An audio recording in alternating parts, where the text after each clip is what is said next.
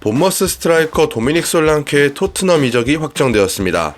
해리 케인을 미넨으로 떠나보낸 이후 최전방 스트라이커에 대한 고민을 떨쳐내지 못했던 토트넘이 드디어 제대로 된 공격수를 영입했다고 볼 수 있겠습니다.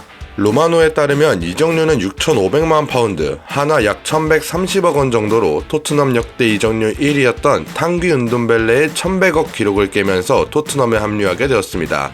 그렇다면 토트넘이 솔랑케를 원한 이유는 무엇일지, 토트넘에서 솔랑케는 어떻게 사용될 수 있을지 알아보겠습니다. 먼저 솔랑케는 1997년생으로 신체적으로 전성기에 접어들어 있는 나이입니다. 국적은 잉글랜드이며 187cm에 80kg, 체격도 상당히 좋은 편에 속하는 선수이죠. 많은 분들이 모르실 수 있는데 이번에 이적한 팀은 토트넘이지만 같은 런던을 연고지로 하는 첼시 유스 출신의 선수입니다. 이후 리버풀도 거쳐 본머스에서 만개한 나름 빅클럽을 많이 오갔던 솔랑케입니다. 먼저 솔랑케의 기본적인 플레이 스타일을 알아보겠습니다. 솔랑케는 먼저 최고에 비해 빠른 발과 드리블 능력을 가지고 있는 선수입니다. 이를 통해 후방에서부터 전진 드리블을 통해 본인이 직접 볼운반을 하는 모습을 꽤나 자주 볼 수 있습니다. 지금 공을 잡은 선수가 솔랑케고 본머스의 역습 상황입니다. 여기서 보통 체격이 좀 있는 스트라이커들은 공을 내어주고 공간으로 이동하는 선수들이 많은데 솔랑케는 아무래도 본인이 드리블에 자신이 있다 보니 직접 드리블 돌파를 시도합니다. 뒤에서 상대 선수의 1차 압박이 들어오는데 체격이 워낙 좋기 때문에 힘으로 한번 버텨냅니다. 근데 여기서 상대 수비가 순간적으로 2대1로 수비를 들어옵니다. 그러나 본인의 개인 드리블 능력으로 두 선수 사이로 공을 빼서 나오죠. 솔랑케의 힘, 드리블 능력 등이 인상 깊었던 장면입니다. 두 번째로 솔랑케는 마무리 능력, 소위 말하는 빠따가 굉장히 좋은 선수입니다.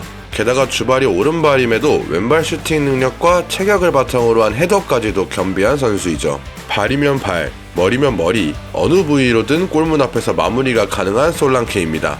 이제 이 장면이 솔랑케의 득점 장면에서 되게 자주 나오는 장면입니다. 길게 날아온 공을 솔랑케가 굉장히 부드럽게 잡아놓습니다. 상대 수비와 1대1 상황이죠. 여기서 솔랑케는 왼발로 마무리할 것처럼 볼을 앞쪽으로 쳐넣는데 수비 입장에서는 솔랑케가 오른발잡이임에도 왼발 슈팅 또한 좋다는 걸 알고 있기 때문에 왼발을 의식할 수밖에 없습니다.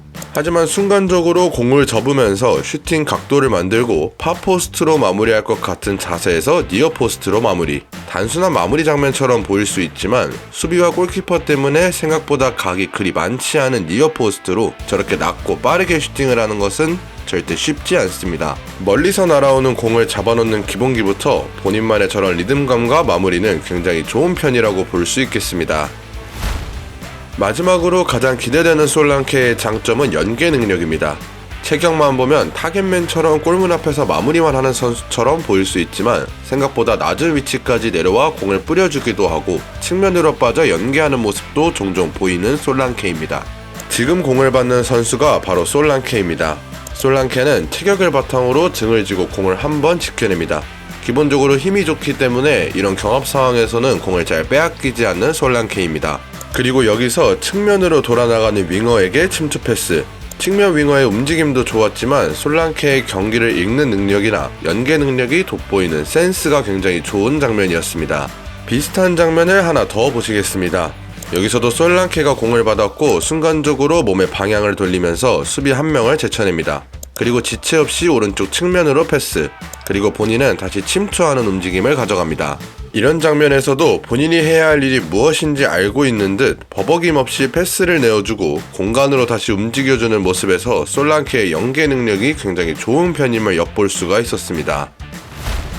그렇다면 토트넘에서 솔랑케가 어떻게 활용될 수 있을까요? 먼저 마지막에 말씀드린 장점에서 이어지는 이야기인데 손흥민과의 조화입니다. 솔랑케가 영입되면서 손흥민이 손톱이 아닌 왼쪽 윙어로 기용될 가능성이 높아지고 있습니다.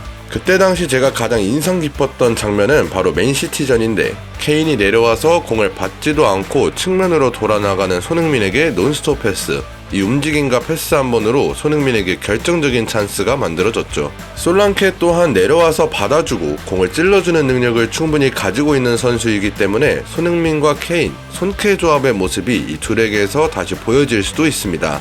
물론 손케 조합만큼의 파급력은 아니겠지만 솔랑케와 손흥민, 이 둘이 전방에서 솔선수범하는 모습을 보여줄 수도 있겠습니다. 죄송합니다. 두 번째는 솔랑케의 공중볼 능력 활용입니다. 지난 시즌 토트넘의 최전방을 책임지던 선수들은 손흥민, 히샬리송, 베르너 정도입니다.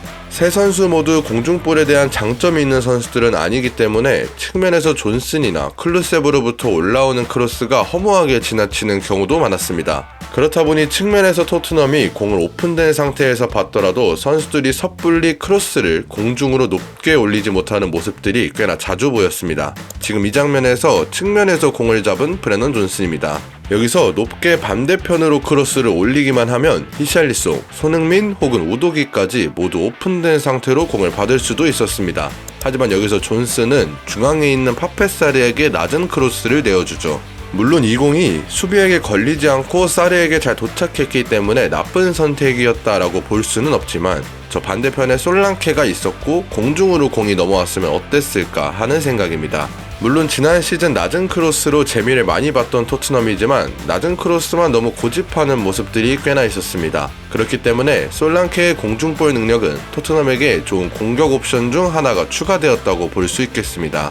마지막은 솔랑케의 전방 압박 능력입니다. 포스테코글루의 토트넘은 기본적으로 전방에서부터의 압박을 중요시합니다. 상대 빌드업에서의 실수를 노리고 이를 통해 득점을 만들어내는 팀이기도 하죠. 지난 시즌 아스날과의 경기에서도 포스테코글루의 토트넘은 이런 압박으로 재미를 봤습니다.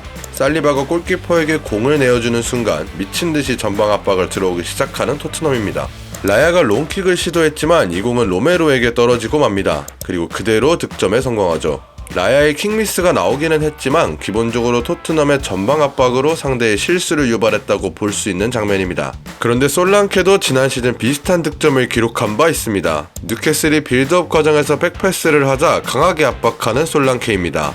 그리고 이 공은 골키퍼에게까지 이어지는데 골키퍼가 미끄러지고 말았고 끝까지 압박한 솔랑케가 득점까지 만들어냅니다. 이렇듯 솔랑케는 전방에서 많이 뛰며 압박을 넣어줄 수 있는 공격수인데 이 부분마저 토트넘에게는 굉장히 잘 맞는 부분이 될 수 있겠습니다. 주전 경쟁은 어떨까요? 현재 토트넘에서 최전방으로 기용될 수 있는 선수는 손흥민, 히샬리송, 베르너, 데인 스칼렛 정도가 있습니다.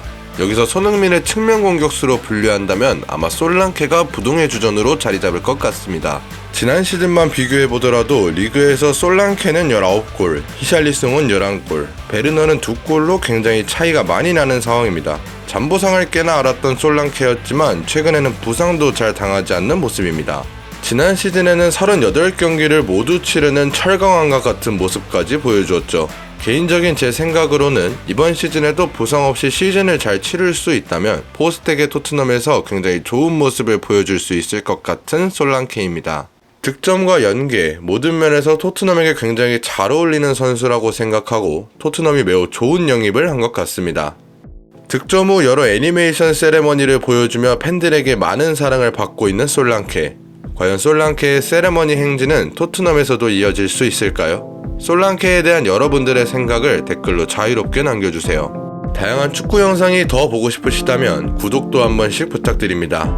오늘 영상은 여기까지입니다. 시청해주셔서 대단히 감사합니다.